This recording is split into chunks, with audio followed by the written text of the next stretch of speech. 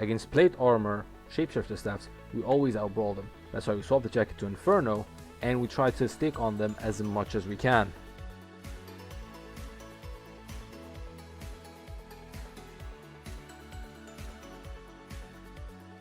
And here we always counter polymorph with the first part of our E since it makes us immune to any sort of CC. Followed by a quick W into a hood, we do as much damage as we can inside his cat form.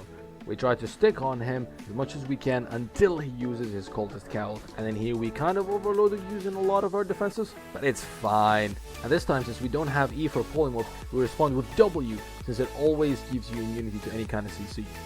Wait out his Armor of Valor as usual. Run the little kitten down and make sure you use E whenever he transforms so you can actually do as much damage as possible. And last but not least, enjoy a bit of free loot. Against Cloth Battle Axe, our tactic is simple. It's hit and run. That's why we swap the helmet to Bob. We use all of our abilities to make sure we bob them before we take too much damage. Unlike what I did here. Once they stick to us using Spider-Man helmet, we have no choice but to brawl for a bit and immediately invis whenever he uses his mage robe. Wait the invis timer out. Now we have a sprint advantage. It still is a close game. Remember, it's a Cloth Battle Axe. It can do a lot of damage. We bait him in the tight space knowing he's going to E and immediately dodge it. And from here on out, it's time to enjoy the free loot for the second time of the day. Easy. Against Death Givers, my favorite prey in the mist. The way you always play this is you make sure that they don't get 3 stacks and manage to get an E reset off. Make sure you play away, but not too far away. These people tend to be quite the cowards whenever they're fighting anyone who knows how to play the game. And it's already starting. He keeps trying to get his stacks, misses Shadow Edge, but it's fine. He's at 2 stacks but he wastes his sprint. He doesn't run into us. Now we have a sprint advantage, so we just zone him away. Play the dead zone and wait until his stacks fall off. His stacks fell off, so we try to follow up. We use our sprint this time, and he somehow manages to dodge our W using Shadow Edge. Weird how this game sometimes works. Now he's at 2 stacks, he loses his stacks, so it's fine. He uses Merc Jacket, so let's just get some distance instead. Gets 3 stacks and immediately sprints into us. We Assassin Jacket, we should have walked far a little bit more, but it's fine, he still loses his stacks here. Continue playing around on the dead zone and kiting him, waiting for our CDs. We have a sprint advantage, just trade with it, and obviously the Mist's typical rats. We keep trading. If Rox is on deck cape, we can see the Shadow Edge going to the east. We just follow him. And now it becomes an easy kill. Not easy loot this time, as the carving seems to really want to rat this one. We have sprint coming up soon. Just make a little bit of distance. Keep in mind, we have to dodge splitting slash. And we managed to sidestep it. He purges our boost, but it's fine. We still have higher mobility. Remember, if he Qs you once, you're dead. We have Assassin Jacket up. We wait until he sprints so we can waste that using our Assassin Jacket. Remember, he still has no purge.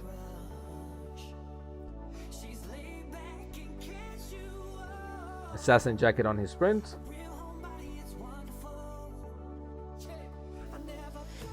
Now just go far away, pop sprint, and then we're safe.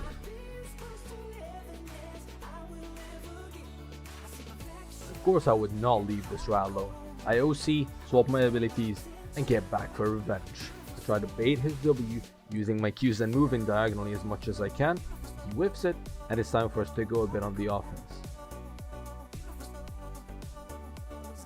Use both of my abilities here, and then go back to make some space. I mess up by using Bob, I have to respond with Assassin Jacket. And remember, against Helmet of Valor, always walk on the opposite side after using this jacket.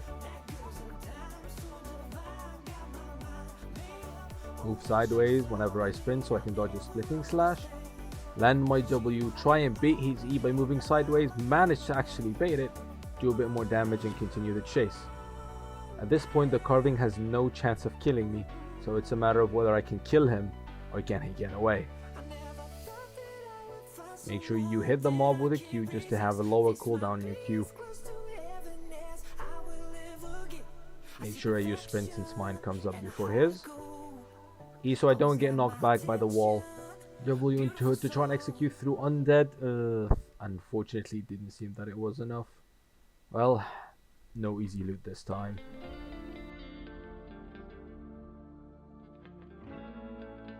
What is wrong with all the carving players nowadays?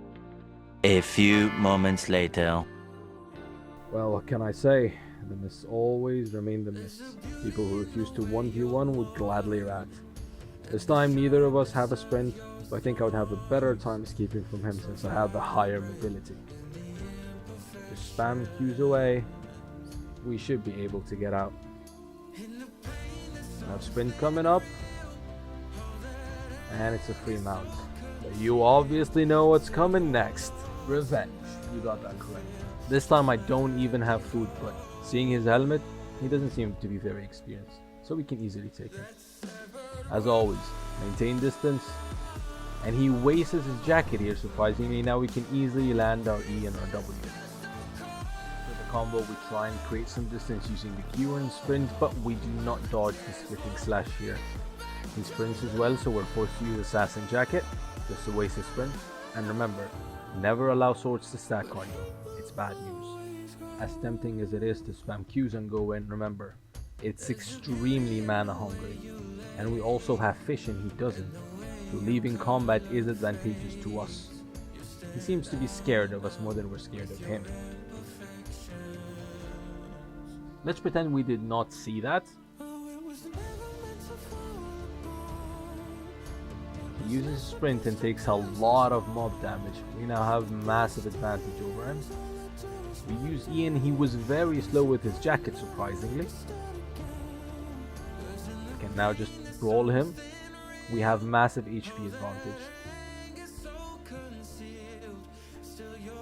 Keep brawling him and just take a step back whenever he uses carving E. And last but not least, enjoy the free loot. Against Q1 Death Givers, you have to swap the helmet to Bob. If they get 3 stacks on you, that's bad news. Always play on the stacks, make sure 2 stacks is as much as they can land. He immediately wastes his Shadow Edge here, so we're safe to let him get up to 2 stacks before we bop him away. Trade sprint for a sprint, make sure he cannot reach us. After the stacks fall off, we can turn a bit, since we have W up as well. He wastes his Shadow Edge a second time, and then he immediately uses Merc as well. He uses his E and we immediately Assassin Jacket, walk out to avoid the Stalker Hood. Now we have the advantage, our Bob is coming back up, so we can go on the aggression, land an E, Q, and then we can brawl him a bit. Here I do greed and allow him to get 3 stacks, which almost killed me. But what's life without a little bit of inting, isn't it? But it all works out in the end, and once again, I enjoy free Death Givers loot. Against Cloth, Carleon Cape, one-shot Death Givers. It's the same plan, but a little more dangerous. I have to waste E here to dismount him, but now I don't allow him to get 2 stacks at all. Whenever he's near me and he has more than 1 stack, I immediately use my Bob. And once he reaches me, I immediately use my Assassin Jacket. This time he has no way to reveal me, so I just wait it out, try and waste his stacks. Manage to do so we can turn back again. Use only the W and not the E, so I don't greed and allow him to get a lot of stacks on me. Remember, we still have the mobility advantage. Just E to trade and continue kiting him again. W him, and now it's about time we start to enjoy more Death Givers loot.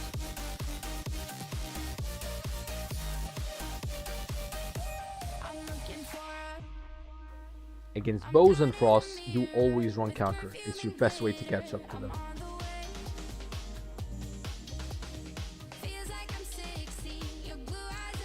Land a free E and be ready to counter his E. Stick on him as much as possible since we greatly outbrawl any bows. Remember, the Warbow E does less damage the closer you are to him. And another E, be ready to counter his W, but he misses. We trade Assassin Jacket for Assassin Jacket.